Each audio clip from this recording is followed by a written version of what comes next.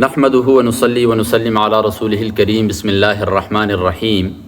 اللہ تبارک و تعالی سورۃ البقرہ کے اندر فرماتے ہیں فمن کان منکم مریضا او علی سفر فعدۃ من ایام اخر، پس تم میں سے کوئی بیمار ہو یا سفر کی حالت میں ہو تو اتنی ہی تعداد پوری کر لے دوسرے دنوں کے اندر۔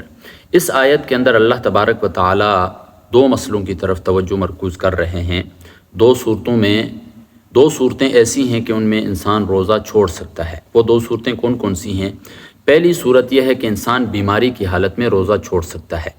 بیماری سے مراد یہ ہے کہ کسی ماہر ڈاکٹر نے مشورہ دے دیا ہو کہ اگر اس بیماری کے اندر اس نے روزہ رکھ لیا تو اس کی بیماری بڑھ جائے گی، تو اس صورت میں وہ روزہ رکھنا چھوڑ سکتا ہے۔ اس کے علاوہ جو عام بیماری ہوتی ہے، یعنی نزلہ ہو گیا، زکام ہو گیا، چھوٹا موٹا بخار ہو گیا، ایسی صورتوں میں روزہ چھوڑنا جائز نہیں ہے۔ اسی طرح اگر کوئی عورت حاملہ ہے تو حاملہ عورت کو اگر ڈاکٹر نے مشورہ دے دیا ہے کہ اگر یہ روزہ رکھے گی تو اس کی جان کو یا بچے کو نقصان پہنچنے کا خدشہ ہے، تو اس صورت میں یہ حاملہ عورت جو ہے یہ بھی روزہ چھوڑ سکتی ہے اور بعد میں اس کی قضا کر لے۔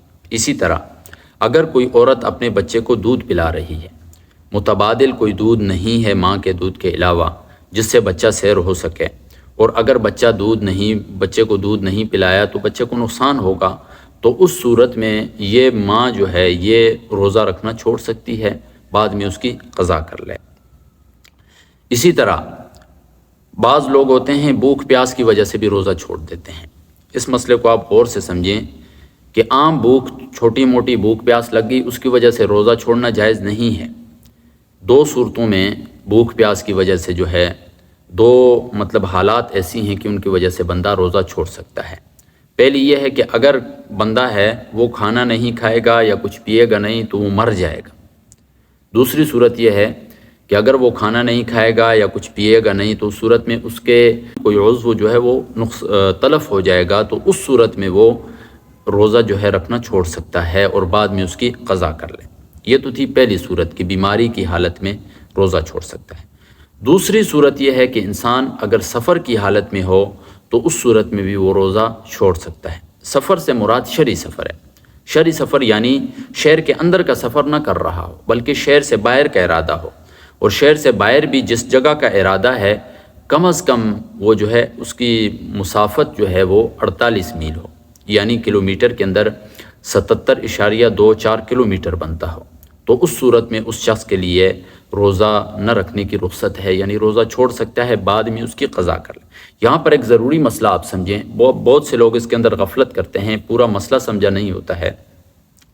سفر کے اندر جو روزہ چھوڑنے کی رخصت ہے وہ اس صورت میں ہے کہ جب بندہ صبح صادق کے وقت دوران سفر ہو، محض سفر کی نیت کرنے سے اس کے لیے رخصت نہیں ہے۔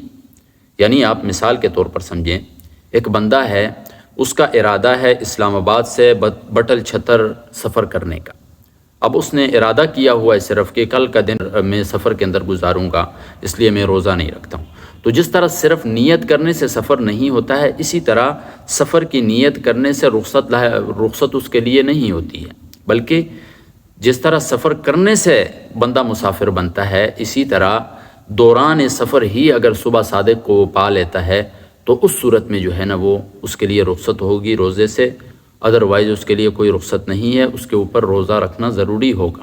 یعنی اس نے کل کا ارادہ کیا ہوا ہے سفر کرنے کا، ابھی وہ اسلام آباد ہی کے اندر ہے، سفر کے لیے نکلا ہی نہیں ہے اور صبح صادق ہو چکی ہے، تو اب اس کے اوپر لازم ہوگا روزہ رکھنا۔ ہاں، اگر وہ پھر بھی روزہ چھوڑ دیتا ہے تو اس صورت میں اس کے اوپر کفارہ لازم نہیں ہوگا، صرف اور صرف قضا لازم ہوگی اس کے اوپر۔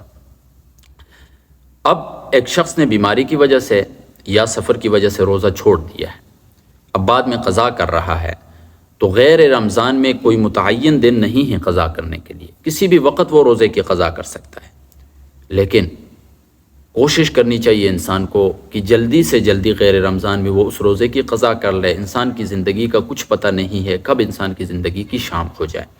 اسی طرح جس طرح کفارے کے اندر مسلسل روزے رکھنے ہوتے ہیں، قضا کے اندر یہ شرط نہیں ہے۔